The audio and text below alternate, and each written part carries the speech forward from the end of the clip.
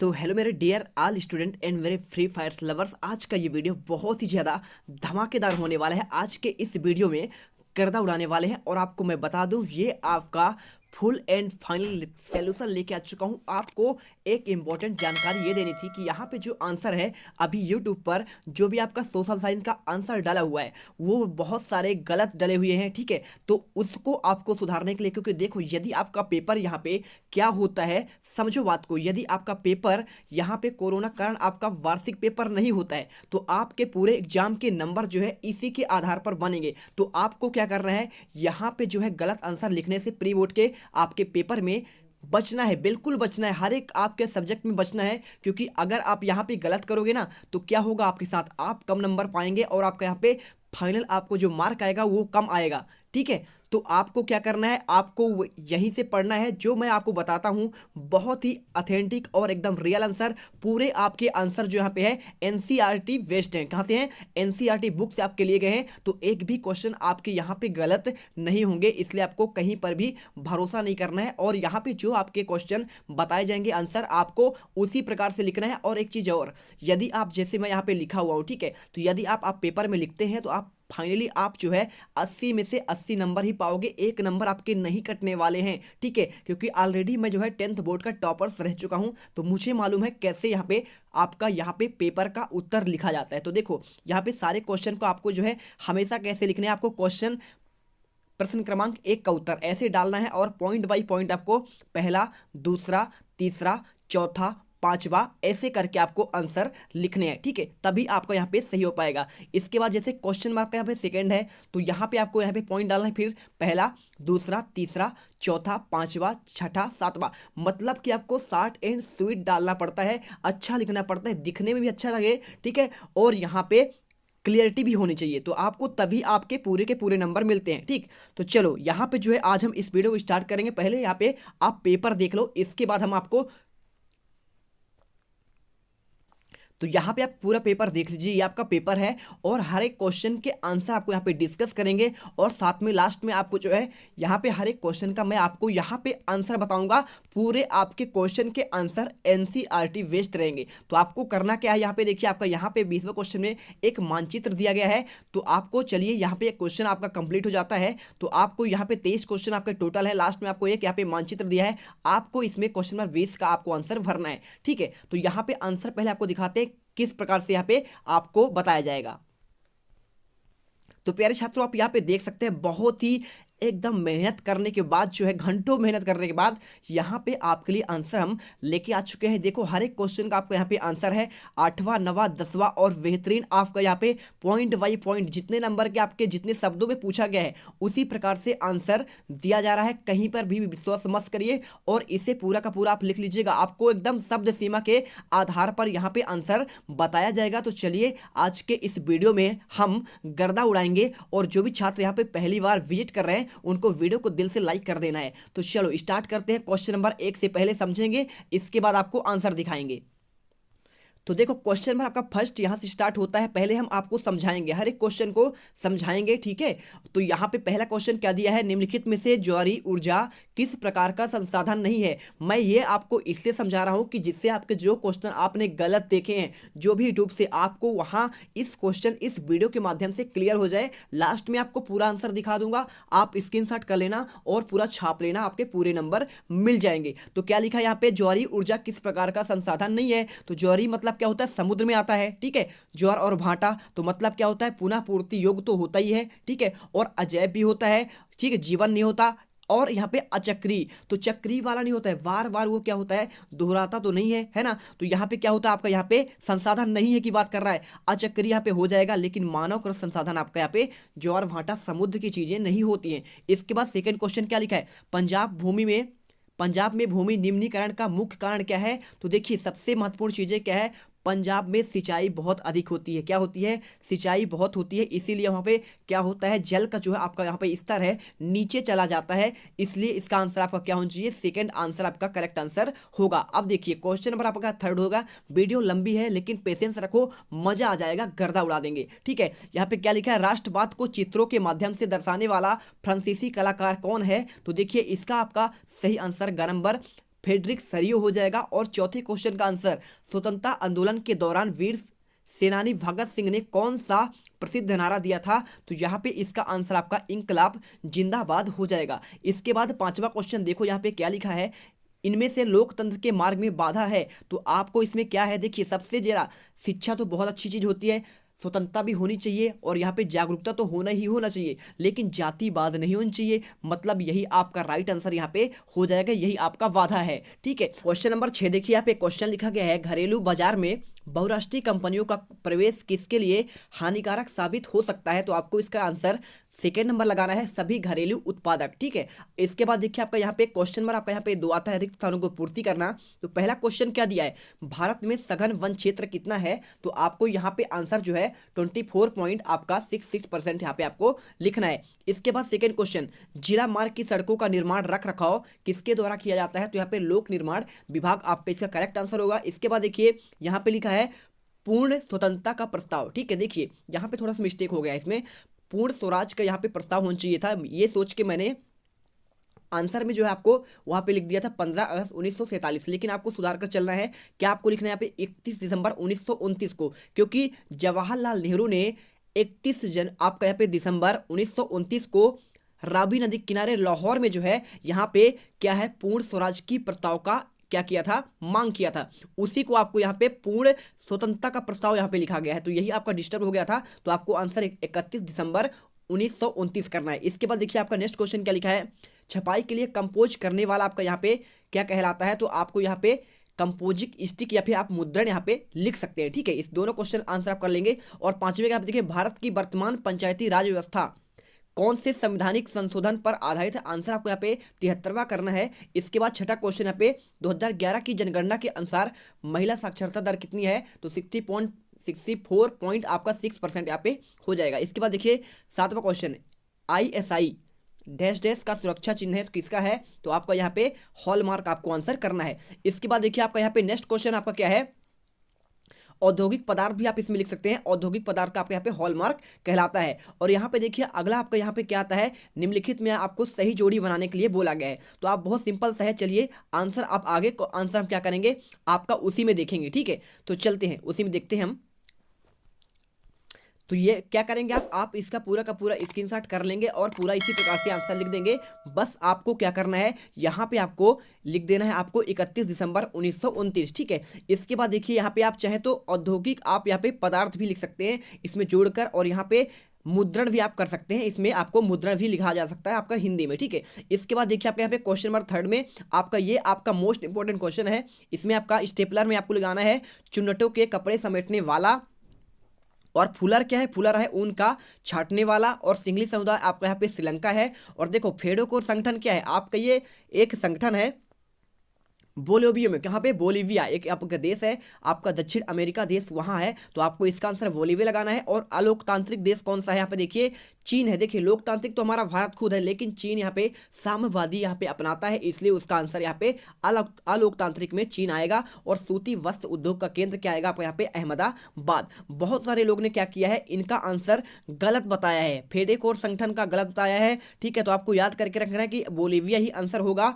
और यदि आप इसमें नहीं समझना चाहते हैं तो आप इसमें भी अच्छे से देख लीजिए, एक बार और मैं समझा दे रहा हूं। ठीक है, क्योंकि यही क्वेश्चन आपको जो है सबसे ज्यादा यूट्यूब पर गलत बताया जा रहा है। तो पहले का आंसर आपको यहाँ पे क्या लिखना है, आपको यहाँ पे लिखना है चुन्नटों के कपड़े समेटने वाला, और फुलर आपका यहाँ पे ऊन को छाटने वाला। और देखिए सिंगली समुदाय आपको यहाँ पे श्रीलंका लगाना है, और फेडेकोर आपका यहाँ पे बोलिविया, और यहाँ पे अलोकतांत्रिक देश आपका चीन हो जाएगा, और सूती वस्त्र उद्योग आपका अहमदाबाद में स्थापित है। इसके बाद आपका यहाँ पे नेक्स्ट क्वेश्चन आता है, एक वाक्य एक शब्द में उत्तर दिया गया है। तो मरुस्थलीय मृदा का रंग कैसा होता है, और सिंगों का प्राकृतिक आवास कहाँ है? तो गिर में आपका है गिर राष्ट्रीय उद्यान। जाल वेराइन क्या है, ठीक है, और आपका कॉर्नला पूछा गया है। तो देखिए जाल वेराइन आपका एक शुल्क कहलाता है, जर्मन शुल्क कहलाता है। और कॉर्नला क्या होता है, आपके मक्के के यहाँ पे क्या होता है, आयात पर रोक लगाने के लिए एक नियम लाया गया था, उसे कॉर्नला कहते हैं। और यूरोपीय संघ का मुख्यालय कहाँ स्थित है? तो आपको इसका आंसर का ब्रुसेल्स यहाँ पे बेल्जियम में कहलाता है, यूरोप का एक देश है। इसके बाद देखिए शपथ पत्र आपका पूछा गया है और भारत का सबसे सर्वाधिक साक्षर राज्य केरल कहला जाएगा। अब इनके आंसर देख लेते हैं, तो आप इनका आंसर जो है स्क्रीनशॉट कर लो। ये पूरे क्वेश्चन के आपके आंसर यहाँ पे दिए जा रहे हैं, ठीक है। तो चलो यहाँ पे कर लो आप, ये आपका 3 क्वेश्चन का आंसर आपका यहाँ पे मिल जाएगा, ठीक है। मरुस्थलीम मृदा का रंग आपका यहाँ पे लाल भूरी आपका दिया गया है, और यहाँ पे गिर नेशनल पार्क हो गया, और कॉर्नला के बारे में आपको यहाँ पे पूछा गया है। तो आप जो है यहाँ पे पूरा आंसर करते जाइए, ठीक है। तो आप ये लिख दीजिए कॉर्नला के बारे में आपका यहाँ लिखा गया है, और साथ में आपको यहाँ पे जाल वेराइन क्या है, तो एक जर्मन शुल्क है जो अधिकांश जर्मन राज्य में शामिल थे, ठीक है। और देखो यहाँ पे अगला क्वेश्चन आपका यहाँ पे ये आपका हो गया। और शपथ पत्र क्या है, किसी व्यक्ति द्वारा लिखित रूप से स्वेच्छा से ली गई आपका तथ्यात्मक आपका घोषणा कहलाता है, और सबसे साक्षर राज्य केरल। और यहाँ पे सत्य असत्य के क्वेश्चन देखिए, पहले बार में आपका लवड़ी जल यहाँ पे पूछा गया था कि भाई समुद्र क्या अलवड़ी जल होता है, तो लवड़ी होता है क्योंकि खारा होता है, तो आपका यहाँ पे इसलिए असत्य हो जाएगा। और सेकंड क्वेश्चन आपको यहाँ पे सत्य लगाना है, और तीसरे में आपको यहाँ पे सत्य लगाना है, चौथे में आपको यहाँ पे असत्य हो जाएगा क्योंकि वहाँ पे लिखा है SBI क्या नोट जारी करता है, तो नहीं करता है, RBI करता है, रिजर्व बैंक ऑफ इंडिया, जिसकी स्थापना 1935 में हुई थी। और पांचवें का आपको सत्य, छठे का आपका यहाँ पे सत्य हो जाएगा, ठीक है। अब चलिए यहाँ पे ये क्वेश्चन हो चुके हैं, अब क्वेश्चन नंबर 6 से आंसर देखते हैं। तो चलिए यहाँ से देखो, पहला आपका यहाँ पे क्वेश्चन नंबर 6, यहाँ पे आपको क्वेश्चन भी दिया गया है पूरे, और जो क्वेश्चन का आंसर आपको बताया जा रहा है उसको आपको यहाँ पे हाईलाइट कर दिया गया है। मतलब आपका यहाँ पे आंसर इसका बताया जा रहा है। तो एजेंडा 21 क्या है, तो आपको यहाँ पे आंसर लिखा है सन 1992 में आपका यहाँ पे क्या लिखा है, 1992 संयुक्त राष्ट्र पर्यावरण विकास के मुद्दे पर एक जो है सम्मेलन हुआ था, ब्राजील के रियो डी जेनेरो में हुआ था। इस सम्मेलन को पृथ्वी सम्मेलन के नाम से जाना जाता है, इसे एजेंडा 21 भी कहते हैं, ठीक है। आपको ये समझना है। और इसके बाद देखिए आपका नेक्स्ट क्वेश्चन क्या है, लिखा है आपका यहाँ पे जैव विविधता किसे कहते हैं। तो ये देखो आपका दोनों क्वेश्चन आपका यहाँ पे लिखा गया है, तो आंसर आपका यहाँ पे जैव विविधता वाले क्वेश्चन का बता रहे हैं आपको। तो यहाँ पे आपको लिख देना है जैव विविधता, जीव विभिन्नता पृथ्वी पर पाए जाने वाली आपको विविध प्रकार की उन जैव प्रजातियों को कहते हैं जो अपने अपने प्राकृतिक आवास में पाई जाती हैं। इनमें पेड़ पौधे, सूक्ष्म जीव, पशु पक्षी आदि भी सभी प्राणी आते हैं, ठीक है। आपको ये लिख देना है। और इसके बाद आपका यहाँ पे क्वेश्चन नंबर 8वां आता है। देखिए आपके दोनों आपके अथवा सहित क्वेश्चन यहाँ पे दिए हैं, जूट को सुनहरा रेशा क्यों कहा जाता है, और अथवा क्वेश्चन रबी या खरीफ के फसलों का आपको 2 अंतर बताना है। तो आपको यहाँ पे लिख देना जूट को, आपका ये वाला आंसर बता रहे हैं हम, ठीक है। तो उसे सुनहरा रेशा इसलिए कहा जाता है क्योंकि जूट का उपयोग जूट की रस्सी और थैले बनाने में किया जाता है। वीडियो अच्छी लग रही है तो वीडियो को दिल से लाइक करिए। और यहाँ पे हम आगे क्वेश्चन देखते हैं, क्वेश्चन नंबर 9। यहाँ पे क्या लिखा है क्वेश्चन देखिए, औद्योगिक क्रांति से क्या आशय है। तो आंसर आपको यहाँ पे इस वाले का आंसर आपको करना है, पहले वाले का, ठीक है। तो यहाँ पे लिखा है औद्योगिक क्रांति का अर्थ होता है साधारण अर्थ में हाथों द्वारा बनाई गई वस्तुओं के स्थान पर आधुनिक मशीनों के द्वारा निर्माण कर प्रक्रिया औद्योगिक क्रांति कहलाता है। और इसका प्रारंभ जो है 18वीं शताब्दी में इंग्लैंड में हुआ था। इसके बाद यहाँ पे क्वेश्चन नंबर आपका 10 का दिया है। देखो पंचांग के बारे में आप लिख सकते हो, या फिर आप चाहो तो यहाँ पे गैली के बारे में। तो हम आपको यहाँ पे पंचांग का उत्तर बता रहे हैं, तो यहाँ पे आपका पूरा पंचांग के बारे में आपका उत्तर यहाँ पे लिखा गया है। आप इसे पढ़ लीजिएगा। यहाँ पे लिखा है पंचयंग यानी 5 अंग, ठीक है। हिंदू काल गणना के रीति रिवाज में निर्मित पारंपरिक कैलेंडर काल दर्शक को कहते हैं। पंचांग नाम इसके 5 प्रमुख भागों में बने हैं, इसी कारण से तिथि, वार, नक्षत्र और योग और करण हो जाएगा। इसके बाद क्वेश्चन में आपका 11वां में दिया है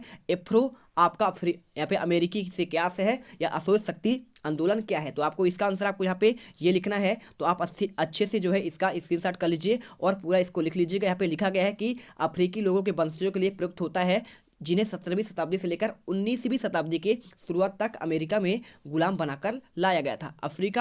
अफ्रीकी अमेरिका मुख्य रूप से अफ्रीकी वंश के हैं, लेकिन ये गैर पूर्वज कहलाते हैं। इसके बाद 12वां क्वेश्चन आपका यहाँ पे अथवा सही दिखाया गया है। देखो सभी क्वेश्चन टाइप करके आपके लिए इतने अच्छे तरीके से NCERT बुक के माध्यम से आपको आंसर दे रहे हैं। आपको कोई डाउट नहीं करना है, बस आपको इसे पूरा का पूरा उतार लेना है, आपके एक भी नंबर नहीं कटने वाले हैं। तो आपको यहाँ पे लोकतंत्र की आपको 2 विशेषताएं बतानी है, तो आपको यहाँ पे 2 आपका यहाँ पे लोकतंत्र की आपकी विशेषताएं आपको यहाँ पे लिख दिया गया है। आप क्या करेंगे, इसको अच्छे से लिख लेंगे। इसके बाद क्वेश्चन में यहाँ पे 13वां दिया है। तो देखिए इसमें 2 क्वेश्चन आपके यहाँ पे अर्थशास्त्र हैं। मुद्रा को विनिमय के माध्यम से रूप में स्वीकार किया जाता है, और या फिर आपका वस्तु विनिमय प्रणाली से क्या आशय है। तो वस्तु विनिमय प्रणाली आपको बता रहे हैं आपको। तो यहाँ पे आपको इसका आंसर ये लिख दे रहे हैं। 2 नंबर का क्वेश्चन है, जब किसी वस्तु या सेवा के बदले दूसरी वस्तु या सेवा का लेन देन होता है उसे वस्तु विनिमय कहते हैं। और यहाँ पे जैसे एक गाय को लेकर 10 बकरियां देना, आपको ये आंसर आपको करना है, ठीक है।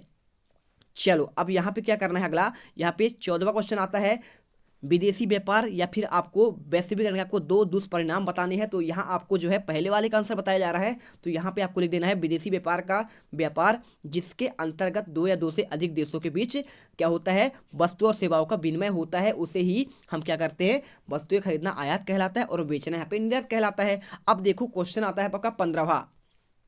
तो यहाँ पे आपको उपभोक्ता जागरूकता के बारे में या फिर उपभोक्ता शोषण से बचने आपके दो उपाय लिखते हैं। तो आपको यहाँ पे आंसर लिख देना है उपभोक्ता जागरूकता से आता है उपभोक्ता को अपने अधिकारों और कर्तव्यों के बारे में जागरूक करने से है उत्पादन और विक्रेता उपभोक्ताओं को कई प्रकार से शोषण करते हैं, जैसे कम तौल देते हैं। ठीक है, आप जब दुकान में जाते हैं कुछ लेने तो क्या करता है, वो जो है सामान देता है तो नीचे एक क्या करता है, चुंबक चिपका देता है, जिससे आपको 1 किलो वहाँ तौलता तो है लेकिन चुंबक के कारण आपका बहुत सारा सामान जो है ऑलरेडी कम हो जाता है। तो ऐसे क्या करते हैं, यही इसीलिए जागरूक करने के लिए उपभोक्ता जागरूकता का आपका पे अभिप्राय हो जाएगा। इसके बाद आपका 16वां क्वेश्चन देखिए क्या लिखा है यहाँ पे, आपको खनिज के संरक्षण से आवश्यकता क्यों होती है और यहाँ पे धात्विक या फिर अधात्विक खनिजों में आपको अंतर बताना है। तो पहले वाले का आंसर आपको यहाँ पे हम दे रहे हैं, स्क्रीनशॉट कर लीजिए और इसे पूरा लिख लीजिएगा। इसके बाद क्वेश्चन नंबर आपका 17वां आता है। तो आपको इसमें देखिए औद्योगिक अवस्थिति को प्रभावित करने वाले कारक, 3 मानवीय कारक या फिर आप राष्ट्रीय अर्थव्यवस्था में उद्योगों का आपको यहाँ पे योगदान लिखना है। तो आपको यहाँ पे 3 कारक देखिए मैंने आपको बता दिया, श्रम, बाजार और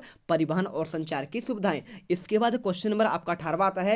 यहाँ पे क्वेश्चन क्या दिया गया है, ईस्ट इंडिया कंपनी में यहाँ पे भारतीय बुनकरों के आपको निगरानी के लिए गुमास्ता क्यों नियुक्त किया गया, या फिर आपको यहाँ पे सूरत बंदरगाह पर 18वीं शताब्दी के अंत में हाशिए पर पहुंच गया था, आपको स्पष्ट करना है। तो आपको ये वाला आंसर हम आपको बता रहे हैं। ठीक है, कौन सा, सूरत बंदरगाह पर 18वीं शताब्दी के अंत में हाशिए पर क्यों पहुंच गया था। तो चलिए इसका आंसर जो है आपको यहाँ पे स्क्रीन पर दिख रहा होगा, इसे अच्छे से पूरा का पूरा आपको क्या करना है, आपको लिख लेना है। इससे आपके पूरे नंबर मिल जाएंगे, एक भी नंबर नहीं कटने वाले हैं। ठीक है, चलो यहाँ पे आपका 19वां क्वेश्चन क्या दिया है, लोकतंत्र में विपक्ष की भूमिका पर आपको प्रकाश डालना है। तो यहाँ पे हम जो है इसी का आंसर आपको बता रहे हैं, विपक्ष की महत्वपूर्ण भूमिका। तो देखिए आपको यहाँ पे पॉइंट बाई पॉइंट आपको दे रहे हैं, या आपके यहाँ पे 3 पॉइंट आपको दे दिए गए हैं। ठीक है, पूरा लिख लीजिएगा और इसके बाद आपका यहाँ पे चौथा पॉइंट आपका हो जाएगा। तो 4 पॉइंट में आपको यहाँ पे खत्म करेंगे। यहाँ से देखिए आपका जो है यहाँ पे लॉन्ग आंसर आ रहा है 4 नंबर क्वेश्चन, तो आपको इसके आंसर बड़े बड़े करने होंगे। इसके बाद आता है आपका 20वां क्वेश्चन, देखिए क्या लिखा है इसमें, भारत के सीमाकार मानचित्र में आपको निम्नलिखित को दर्शाइए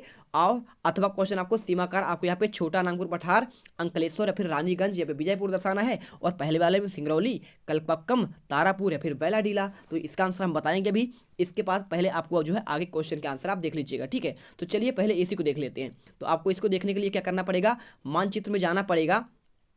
तो मानचित्र तो आपका ऊपर है ना, तो आपको ऊपर जाना पड़ेगा। इसके लिए तो आप पहले चलिए आगे क्वेश्चन देख लेते हैं, लास्ट में वो वाला क्वेश्चन करेंगे क्योंकि वो वाला क्वेश्चन आपका यहाँ पे लास्ट में आ जाएगा। ठीक है, तो यहाँ पे अगला क्वेश्चन हम देखते हैं कौन सा आएगा, आपका 21वां क्वेश्चन। तो 21वां क्वेश्चन आपका यहाँ पे क्वेश्चन क्या दिया गया है, आपका यहाँ पे जलियांवाला बाग हत्याकांड के बारे में आपको यहाँ पे सविस्तार वर्णन करना है। तो मैं यही वाला क्वेश्चन का आपको आंसर देता हूँ, आप चाहें तो यहाँ पे गांधी जी के अनुसार सत्याग्रह का विचार को व्याख्या कर सकते हैं। ठीक है, तो आपको यहाँ पे रौलट एक्ट के विरोध में क्या हुआ था कि 6 अप्रैल 1919 को हर जगह पर यहाँ पे हड़तालें, काम बंद और प्रदर्शनी का आयोजन किए गए थे। पंजाब में भी रौलट एक्ट का यहाँ पे क्या हुआ था, यहाँ पे विरोध हो रहा था। सरकार ने अनेक जगहों पर लाठी और गोली चलवाई थी। 10 अप्रैल को कांग्रेस के 2 नेता सत्यपाल और यहाँ पे सैफुद्दीन किचलू गिरफ्तार करके जेल भेज दिए गए, और इनके विरोध में अमृतसर में जलियांवाला बाग हत्याकांड 13 अप्रैल बैसाखी के दिन सभा आयोजित की गई। ठीक है, तो वहाँ पे एक बाग था, तो वहाँ पे क्या चारों ओर से बंद था। तो जनरल डायर पहुँचता है वहाँ और क्या करता है, दाखिला होता है और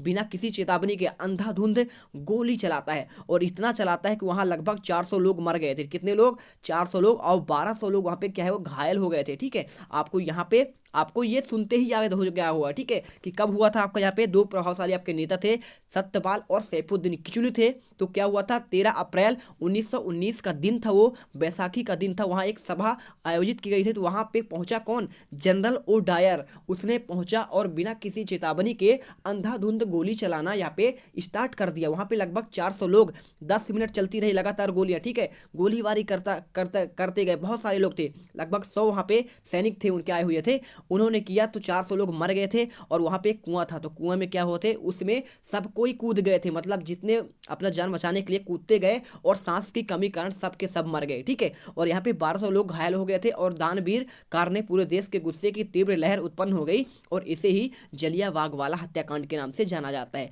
इसके बाद क्वेश्चन आपका 22वां आता है, क्या लिखा है इसमें, लोकतंत्र के समक्ष प्रमुख आपको चुनौतियां बतानी है। तो आपको यहाँ पे अथवा का आपको क्वेश्चन आपका ये दिया गया है, तो लेकिन आपको मैं पहले वाले का आंसर बताऊंगा, लोकतंत्र के समक्ष प्रमुख चुनौतियां।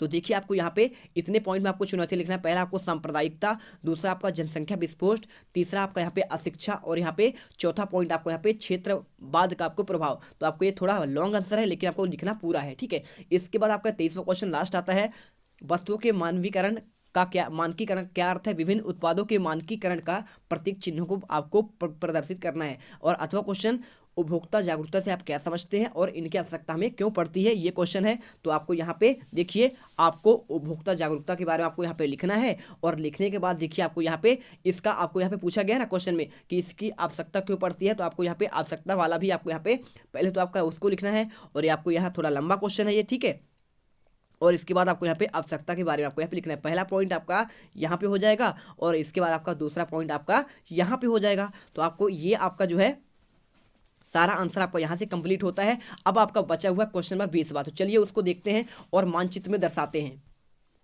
तो यहाँ पे देखिए क्वेश्चन आपका जो दिया गया है, आपको यहाँ पे सिंगरौली, कलपक्कम और तारापुर और बैलाडीला आपको दर्शाना है। तो ये 4 नंबर क्वेश्चन है आपको। तो चलिए आपको दर्शा के हम दिखाते हैं कौन कहाँ पे है। तो देखिए आपको जो मानचित्र आपको ये मिलेगा, तो आपको इसमें क्या करना है, आपको देखिए सबसे पहले आपको यहाँ पे दर्शाना है क्या, आपका सिंगरौली। तो सिंगरौली आपका यहाँ पे मध्य प्रदेश के पॉइंट में आता है। कहाँ पे आता है, आपका यहाँ पे, पहले इसको छोटा कर लिया जाए। ठीक है, छोटा नहीं करेंगे तो आपको बनेगा नहीं। तो देखिए आपको ये वाला जो स्थान है यहाँ पे, तो आपको यहाँ पे सिंगरौली आता है। ठीक है, मध्य प्रदेश में एक किनारे वाला भाग आपका सिंगरौली, आपको यहाँ पे ऐसे पॉइंट बना देना है और आपको यहाँ पे सिंगरौली आपको लिख देना है। ठीक है, ये आपको याद रखना है। और इसके बाद देखिए आपको क्या लिखना है इसमें, अगला आपको यहाँ पे लिखना था आपका बैलाडीला। तो बैलाडीला आपका यहाँ पे इसी के थोड़ा सा नीचे आपका यहाँ पे कहाँ आता है, छत्तीसगढ़ में आता है। तो आपको ये पॉइंट बनाना है और आपको ऐसे करके आपको यहाँ पे बैलाडीला आपको लिख देना है। ठीक है, आपको लिख देना है बैलाडीला। ये आपका जो है यहाँ पे लोह उत्पादक क्षेत्र कहलाता है, कोयला उत्पादक क्षेत्र। इसके बाद आपका पूछा गया था कलपक्कम। तो कलपक्कम आपका यहाँ पे चेन्नई के पास में, कहाँ पे है, आपका तमिलनाडु में है, चेन्नई के पास यहाँ पे। तो आपको ऐसे करके आपको यहाँ पे कलपक्कम कर देना है। और कलपक्कम आपका जो है यहाँ पे क्या है, आपका परमाणु यहाँ पे केंद्र है। ठीक है, यहाँ पे आपको जो है बिजली उत्पन्न की जाती है परमाणु के द्वारा। इसके बाद देखिए आपका यहाँ पे एक पूछा गया था तारापुर। तो तारापुर आपका यहाँ पे है, कहाँ, महाराष्ट्र में, आपका मुंबई के पास में। तो आपको यहाँ पे एक पॉइंट बना के आपको यहाँ पे तारापुर आपको यहाँ पे लिख देना है, आपको तारापुर। तो तारापुर भी आपका परमाणु संयंत्र है। तो आपको यहाँ पे चारों के चारों आपको यहाँ पे पॉइंट मैंने बता दिए। पहला पॉइंट आपका यहाँ पे है। ठीक है, आपका पहला पॉइंट आपका ये हो जाएगा और इसके बाद आपका यहाँ पे दिखा देता हूँ एक बार। ठीक है, पहला पॉइंट आपका यहाँ पे यहाँ होगा और दूसरा पॉइंट आपका यहाँ पे होगा और तीसरा पॉइंट आपका यहाँ पे और चौथा पॉइंट आपका यहाँ पे। अब चारों यहाँ पे क्या करेंगे, इसी प्रकार से आप चारों जगह पे यहाँ पे जो है आपको यहाँ पे सिंगरौली लिखना है और यहाँ पे आपको बैलाडीला और यहाँ पे आपको क्या, कलपक्कम और यहाँ पे आपको तारापुर। तो यहाँ पे देखिए सारे क्वेश्चन आपको हम यहाँ पे आंसर बता दिए और बहुत अच्छा। आई होप ये आपको वीडियो पसंद आई होगी। तो यदि आपको ये वीडियो पसंद आई है तो वीडियो को दिल से लाइक करिएगा और चैनल को सब्सक्राइब करिएगा। बहुत मेहनत करने के बाद पूरा एनसीईआरटी बुक को खंगाल किया गया है, तब जाकर ये सारे क्वेश्चन आपको प्रोवाइड किया गया है एकदम 100% एक्यूरेसी के साथ। तो मिलते हैं नेक्स्ट वीडियो पर। जय हिंद, जय भारत।